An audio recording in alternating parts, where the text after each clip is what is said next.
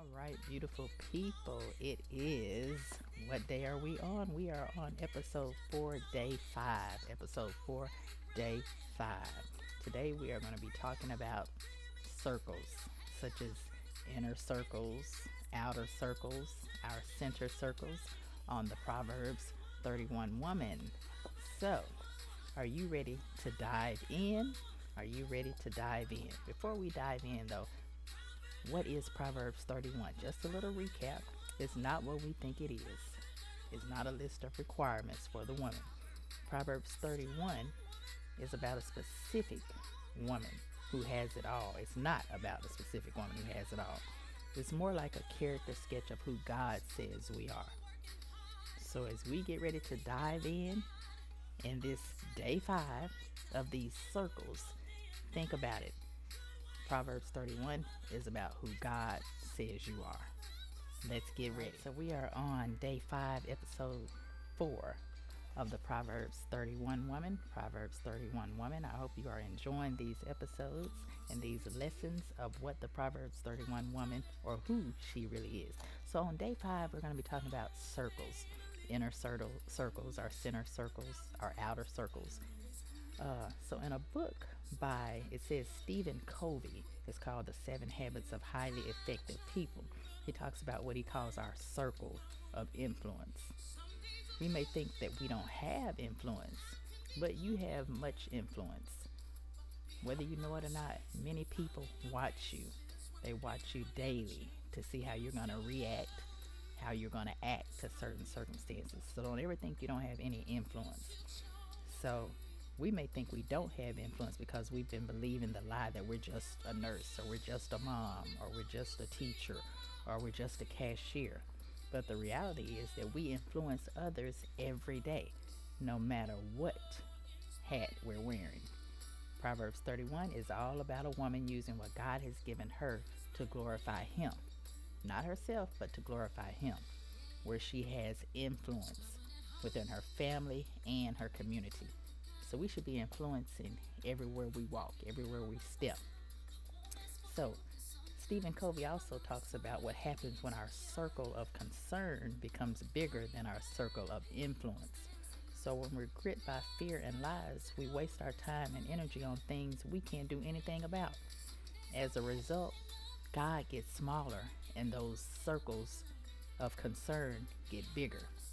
And that's not what we want, okay?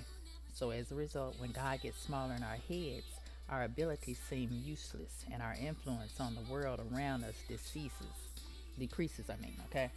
So we have to think about that.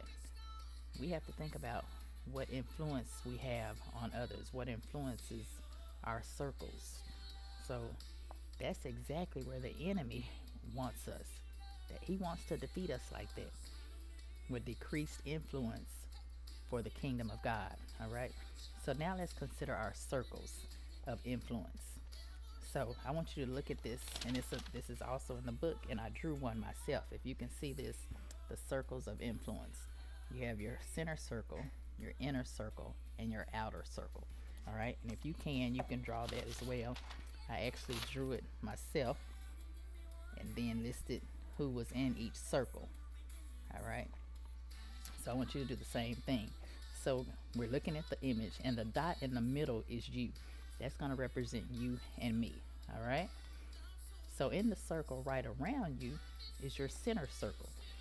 Those are the people that's closest to you, like your immediate family and your close friends. But in that next circle, that's your inner circle. Those are people that you know fairly well, we could say. Perhaps co-workers and neighbors, and maybe members of your church. And then finally, that last circle, that's the outer circle, which contains people you know but not very well. Actually, casual acquaintances, you could call them, or distant family members. So we're going to jot down a few names in the circle. So in each circle, you jot down some names of who would be in that center circle, that inner circle, and that outer circle. And you can do that on your own time, or you can do it now and go back and give me some comments. So how do you influence the people in your center circle? These are questions for you for this short day 5. Day 4, episode 4, day 5. How do you influence people in your inner circle or your center circle, inner circle and outer circle? Is it positive influence or negative influence? And where and how can you have the greatest impact? So, those are the questions you have to answer for today's episode of the Proverbs 31 Woman. And then pray for those that are in your center circle and ask God to help you influence them for His glory. And that's all it's about. Day 5 is those circles. So tonight I want you to meditate on those circles, concentrate on the circles, and how you influence those that are in your circle. Are you influencing positivity or negativity? All right, my friends, keep smiling. Tomorrow's episode is coming up, so get ready. Leave me some comments. Let me know what you think. Let me know if you're answering during the activities, the questions.